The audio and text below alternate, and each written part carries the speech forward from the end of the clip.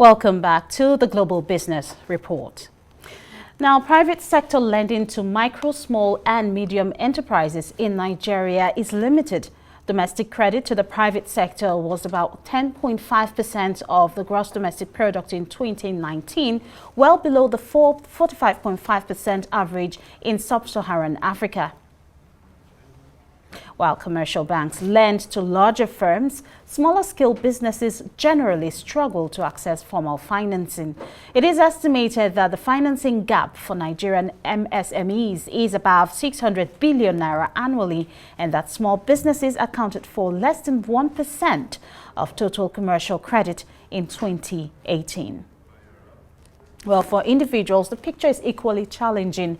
Data from a 2021 World Bank Global Findex survey showed that while more than half of Nigerian men have access to a bank account, 55% to 35% for women and youth all struggle to get a loan from a formal financial institution, all hovering around 6%. Meanwhile, nearly 50% of men and over 40% of women and youth have had to take a loan from a family member. Well, joining me now from our Lagos studio to discuss further is Damilare Odueso, the founder and CEO of Crendly. Thank you so much for joining us and welcome to the program. Thank you, Georgina. Thank you for having me. Great. So what's your reaction to the picture these stats are painting at the moment of Nigeria's credit landscape for SMEs and individuals? I'd say it's true that women and youth have less access to credit compared to men. I would also say that it is true that the informal lending sector powers credit more than the formal sector, as evident in the fact that majority of Nigerians take credit from family and friends. Thank you. All right. You can now tell us more about your company. You founded Crendly. Is it improving credit access in Nigeria? Yes, we're new and we've started to improve credit access in Nigeria. Crendly is a credit infrastructure company and we have built a proprietary character-based lending solution. Our goal is to help financial institutions make smarter lending decisions and build a healthy loan portfolio whilst creating opportunities for individuals and SMEs, either via our marketplace called Crendly Marketplace or our API solutions for financial institutions called Crendly Check. So yes, we're leveraging these partnerships. We're selling out and rolling out our solutions to reduce the bias of the existing traditional lending systems. All right, can you also provide an overview of the current state of credit access and financing in Nigeria? I mean, highlighting the main challenges as a startup company. Okay, thank you very much. That's a very interesting topic to discuss. Credit access is very limiting from a formal sector, i.e. traditional banks. And then, of course, not that these banks are not willing to lend to individuals or create consumer lending products. The challenge is the fact that the system is plagued with increasing non-performing loans as a result of the weak or dated traditional credit decision systems. Also, this is a gap that fintechs have tried to explore to solve and create opportunities for individuals and SMEs, creating niche consumer-type products to this sector. Now, the challenge is that fintechs have tried to innovate without trying to solve the root cause of the problem. And that's where we are trying to play now. Of course, NPLs are increasing, and you can see that a lot of fintechs, especially credit-led fintechs, are affected because they don't have the support or the cushion that traditional players in the industry have, i.e. robust risk and compliance infrastructures, as well as savings accounts, which creates like a safe haven for financial institutions, i.e. traditional banks. So again, the challenge is the fact that people are trying to solve this problem, create opportunity for individuals and SMEs. However, there needs to be innovation around the credit infrastructure in Nigeria to support every initiative that every player in the sector has employed. And this is the major challenge. Hence, the reason banks and fintechs are plagued with increasing non-performing loans. Yeah, great insight now. Well, why is financial inclusion crucial for Nigeria? That the impacts, or what are the impacts on the lack of financial inclusion have on the country's economic growth? I mean, what are the impacts of this lack of financial inclusion on the country's economic growth? Okay, thank you very much. Financial inclusion is very important to our economy. Most importantly, credit, right? Credit acts as a lubricant to the wheels of all our economic activities. For example, with credit, we would facilitate consumptions and demand in the economy. We would create innovations and increase job opportunities. We would promote entrepreneurship. Now, without financial inclusion, I think the easiest way, or the analogy I would like to give, is imagine you driving a car without a lubricant in your engine and in your gear system, right? What would typically happen? It will crash.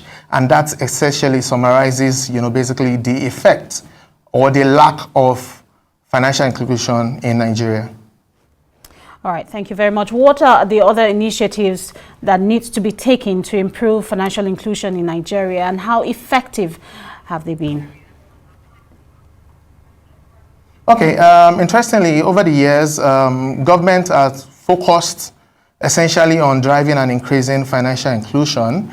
As EFINA reports would have it, or stated it, there's a growth of about 56% in 2020 to about 62%, if I'm correct, as at 2023, which means that, and that alludes to the fact that every effort towards driving financial inclusion is yielding some result, from EFINA even tracking the access to financial inclusion to start with, and then of course SANEF initiative on the one hand, and then in recent times government has introduced Credit Corp, which is a very smart move by the government and very timely. However, beyond creating loan product or creating consumer lending product for the economy, I am hopeful that this initiative will further look into the very foundation or the pillars of the problem that we have in the economy, to tackle the biases of the traditional lending system for a progressive credit infrastructure. Now, everyone is talking about artificial intelligence, chat GPT and the rest. So I would like to know how technological advancements like these are supporting the adoption of character-based lending, and what is the future outlook for credit financing in Nigeria?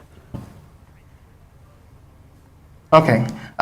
Interestingly, the trends in technology and the advancements that has been achieved over time supports the establishment and the advancement of character-based lending solution, especially in emerging markets. Now, you would imagine the power of cloud computing that we have today. Of course, there is the introduction of ChatGPT 4.0. Right, you would imagine the power of the processing power it has. You would imagine the amount of big data, right, and analytical capabilities that we have in the world and even in the country, today. You would imagine the vast amount of alternate data sources, basically, right, that helps de-emphasize the traditional credit score or risk-based pricing model of the existing system. And then you would imagine the opportunities to, like government is trying to push for banks to access social media data of people, payment data. Imagine when you combine every data around payment points, bills, telcos, and the likes, and then combine social character, essentially to make informed lending decision. Right, and that is what will happen, and that's the strength of character-based lending, which is also championed and powered by the existing trend and growth in technology advancement. Now, AI and machine learning is the chief of it that allows to connect and process this data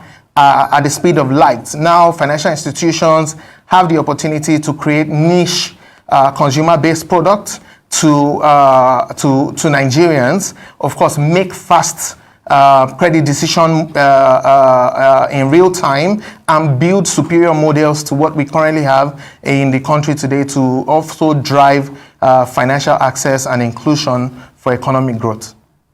Okay, so to my final question now, what advice would you give policymakers and financial institutions to enhance credit access and financial inclusion in Nigeria, especially for those who do not have so much, you know, the vulnerable people, if I may put it that way? Yeah, thank you very much. The existing system, you know, basically is plagued with a lot of legacy issues and biases that have excluded a lot of Nigerians from accessing credit, right? Now, my advice is we need to be very open, we need to be solutions oriented, and we need to tackle the root cause analysis. Again, we cannot essentially bring in systems and infrastructures without pulling policies and